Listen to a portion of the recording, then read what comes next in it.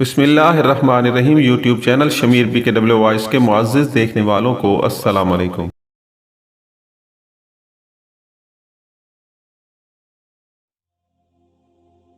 بہت ساری باتیں کہہ کر اور اپنے تمام تر تجربے کو بروئے کار لا کر اس لڑکی کو بولنے کے لیے تیار کیا۔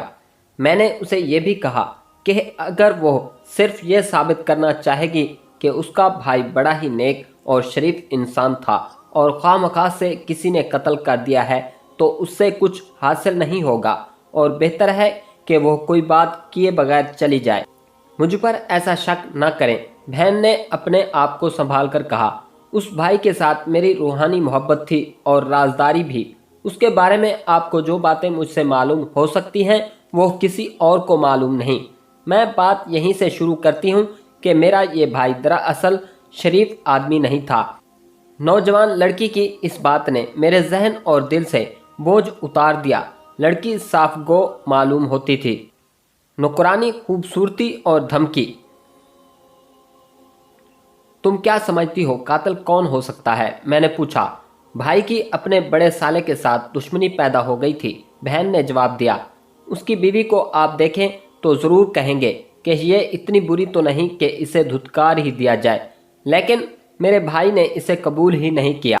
مقتول اور اس کی بیوی آپس میں جس طرح رہتے، لڑتے اور جھگڑتے تھے اور جس طرح مقتول بیوی کو مارتا پیٹتا تھا، یہ سب مقتول کی اس بہن نے بتایا۔ یہ باتیں میں پہلے بھی سنا چکا تھا۔ اس نے اس میں اضافہ یہ کیا کہ مقتول اپنی بیوی کو بے زبان نوکرانی بنا کر رکھنا چاہتا تھا، لیکن بیوی کو اپنے بھائیوں کی غنڈہ گردی پر اور اپنے باپ کی زمین جائیداد اور دولت پر بہت ناز تھا۔ وہ سر جھکانا جانتی ہی نہیں تھی۔ میں نے بھائی کے دل میں بیوی کی محبت پیدا کرنے کی بہت کوشش کی تھی، بہن نے کہا، لیکن میرا بھائی عاشق مزاج آدمی تھا۔ اس کا دل ایک جگہ ٹکتا ہی نہیں تھا۔ گھر میں اسے سب سے زیادہ میرے ساتھ محبت تھی، لیکن بیوی کے معاملے میں میری کوئی طرف دارانہ بات نہیں سنتا تھا۔ اصل مشکل یہ پیدا ہو گئی تھی کہ ہماری ماں بیٹے کا ساتھ دیتی اور بیٹے کی بیوی کے ساتھ بیٹے سے بھی زیادہ برا سلوک کرتی تھی۔ اس لڑکی نے سنایا کہ بھائی نے جب بیوی کی مار پٹائی شروع کر دی تو ماں نے بیٹے کی حوصلہ افزائی کی اور بیٹے کی بیوی کو ہی برا بھلا اور قصوروار کہا۔ اس بہن نے یہ مثال میرے آگے رکھی کہ اب بھائی کی بیوی یہ اعلان کر کے میکے چلی گئی ہے کہ بھائی نے اسے مارا پیٹا تھا۔ ماں کو چاہیے تھا کہ بیچ بچاؤ کرتی، لیکن ماں نے اپنا سلیپر اتار کر بھائی کی بیوی کے منہ پر اور پھر سر پر مارا، ساتھ گالیاں دیں اور یہ بھی کہا کہ تو نے میرے بیٹے کی زندگی جہنم بنا رکھی ہے۔ اس نوجوان لڑکی کا بیان مجھے اس وجہ سے حیران کر رہا تھا کہ اس خاندان میں بھی کوئی سچ بولنے والا فرد پیدا ہوا ہے۔ اس لڑکی کو تو فیشن پرست اور نمائش پسند ہونا چاہیے تھا، لیکن یہ تو سچی باتیں کہہ رہی تھی۔ یہ لڑکی فطرت کے طور پر صداقت پسند ہوگی، لیکن میں سمجھ گیا تھا کہ اس کے ذہن اور دل پر جوان بھائی کی موت کا اس قدر صدمہ اور غم طاری ہے کہ اس کے اندر سے جلی کٹی اور سچی باتیں نکل رہی ہیں۔ وہ قاتل کو اتنا نہیں کوس رہی تھی جتنا اپنی ماں اور اپنے بھائی کے خلاف بول رہی تھی۔ اس کا بیان کچھ لمبا تھا اور میں نے اس دوران اس سے کچھ باتیں پوچھی بھی تھی۔ میں ذرا اختصار سے اس کا بیان سنا دیتا ہوں۔ اس ایک مثال سے ہی آپ سمجھ گئے ہوں گے کہ مقتول کی بیوی کو صرف مقتول ہی نہیں بلکہ مقتول کی ماں بھی بہت تنگ اور پریشان کرتی تھی۔ غور فرمائیں کہ مقتول کی بیوی کسی معمولی اور غریب گھر کی لڑکی نہیں تھی، بلکہ امیر ماں باپ کی بیٹی اور اپنا روب داب رکھنے والے بھائیوں کی بہن تھی۔ وہ دبک کر رہ ہی نہیں سکتی تھی۔ مقتول کی اس بہن نے بتایا کہ مقتول کی یہ بیوی اینٹ کا جواب پتھر سے دیتی تھی۔ اس لڑکی نے صاف الفاظ میں بتایا کہ سارے فساد کی اصل جڑ اس کی ماں تھی، خاوند پر بھی اور بہو پر بھی، اور ہر کسی پر اپنا حکم چلاتی تھی۔ مقتول کی بہن نے ایک انکشاف اور کیا جس نے میرے دماغ کو کچھ اور روشنی دے دی۔ اس نے بتایا کہ کچھ دن پہلے مقتول کی اور رضا کی باہر کہیں لڑائی ہوئی تھی اور مقتول نے چاقو نکال کر رضا کو مارا۔ رضا وار بچا گیا، لیکن اس کے بازو پر ذرا سا چاقو لگ گیا۔ بہن نے یہ بھی بتایا کہ مقتول نے یہ بات صرف اس بہن کو سنائی تھی، گھر میں کسی اور کو معلوم نہیں۔ یہ میں ہی جانتا تھا کہ رضا جیسے پروکار غنڈے اور غنڈہ پرور آدمی کے لیے یہ وار ناقابل برداشت تھا۔ وہ سلجھا اور سنبھلا ہوا آدمی تھا، मैंने सोचा कि उसने लड़ाई में ही इंतकाम लेने की बजाय यूं इंतकाम लिया कि मकतूल को इस दुनिया से ही साफ कर दिया। इसमें उसकी बहन का इंतकाम भी शामिल था। मैंने ये सारी घरेलू तफसीलात सुनकर मकतूल की बहन से पूछा कि मकतूल की बीवी इस पर बदचलनी के इल्ज़ाम लगाती रहती थी, इनमें कहाँ तक सदाकत है।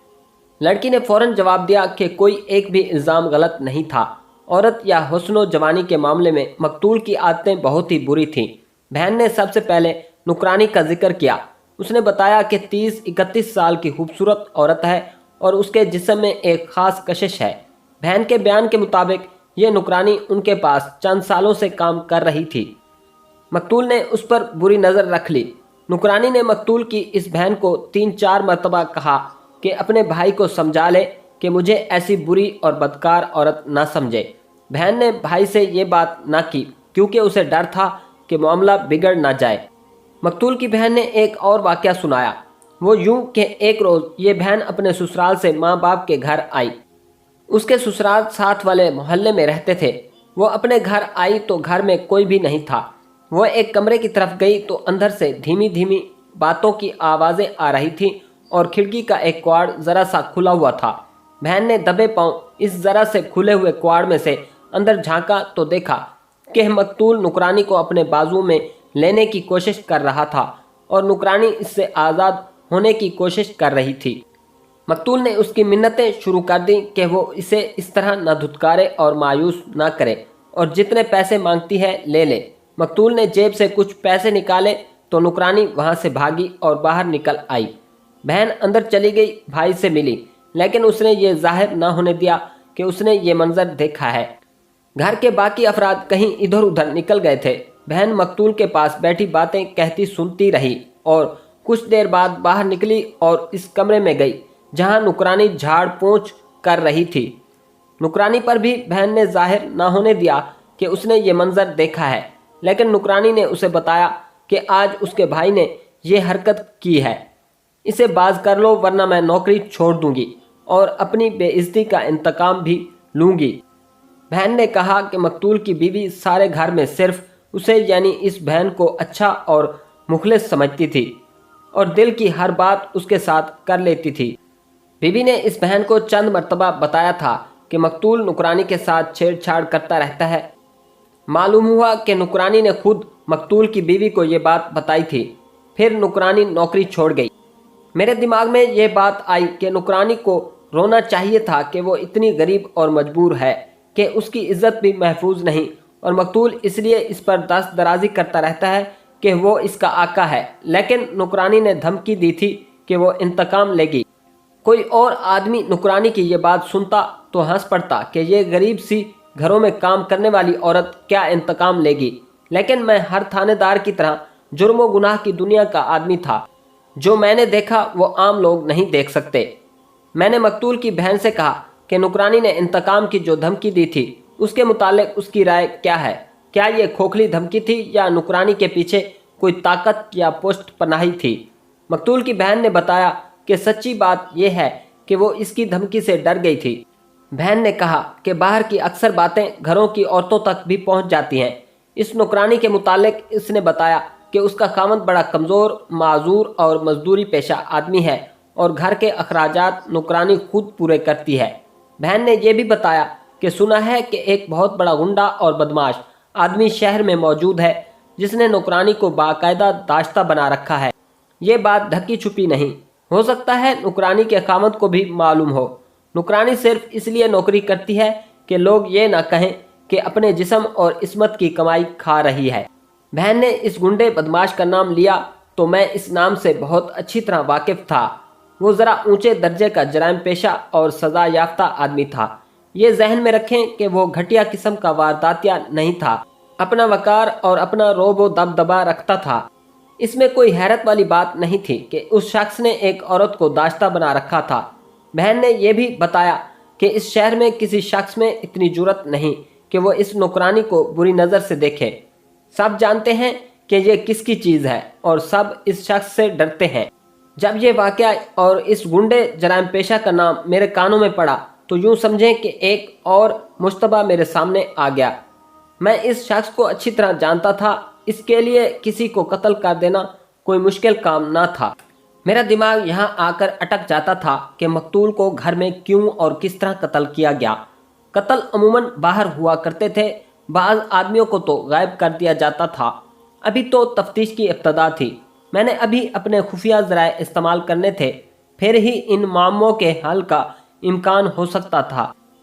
पागल खामंद, साबिर बीवी। उसके बाद मैं मकतूल की बहन को झल्ले रहीम और उसकी बीवी की तरफ लाया। बहन ने कहा यह था कि मकतूल की बीवी ये शक भी करती थी कि मकतूल ने रहीम की बीवी के साथ भी दोस्ताना गांठ रखा है। दोस्ताने वाली बात बिल्कुल गलत है, मकतूल की बहन ने दो टोक लहजे में कहा। सही ये है कि मेरा भाई रहीम की बीवी के साथ दोस्ती पैदा करने की कोशिश में लगा रहता था और यह लड़की बेचारी बहुत ही परेशान थी। इस लड़की के साथ भी मेरी बेतकल्फ़ी और राजदारी है। गरीब, तबाह और साबिर लड़की है। अपने गरीब माँ बाप की इज्जत की खातिर उसने ये खामद कबूल किया और उसकी खिदमत में लगी रहती है। यकीन करें, उसने मेरे भाई की शिकायत मुझसे नहीं की थी, बल्कि एक रोज़ मैंने पूछा कि मेरा भाई तुम्हें परेशान तो नहीं करता। उस बेचारी के आंसू निकल आए। कहने लगी कि हमें डरती बात नहीं करती थी। डर ये था कि तुम लोग अमीर कबीर हो और तुम्हारे सामने मेरी हैसियत ही क्या है। ऐसा ना हो कि मैं कोई जायज़ शिकायत करूं तो मुझे धक्के देकर घर से निकाल दो। ऐसा हुआ तो मेरा बाप बेचारा चारपाई से लग जाएगा। मकतूल की बहन ने तफसील ये बताई कि रहीम की बीवी ने उसे बताया कि रहीम जब दवाई खाकर गहरी नींद में बेहोश पड़ा होता था या बाहर कहीं निकल जाता था तो मकतूल उस लड़की के पास आ बैठता और इश्क व मोहब्बत का इजहार करता था। लड़की उसे धुतकारने की या उसे ये कहने की जुर्रत नहीं करती थी कि उसके कमरे में ना आया करे। उसकी बजाय वो रोती और मकतूल की मिन्नत समाजत करती थी कि वो बदनाम हो जाएगी, उसके साथ ये सलूक ना करे। रहीम की बीवी ने मकतूल की बहन को रोते हुए बताया कि मकतूल उसे कहता था कि तुम पर बहुत जुल्म हुआ है कि एक पागल और बेकार आदमी के साथ बांध दी गई हो और अपने जज्बात का खून ना करो वरना कुड़ कुड़ कर मर जाओगी। इसकी बजाय मेरे साथ दोस्ती लगा लो और हर तरह ऐश करो।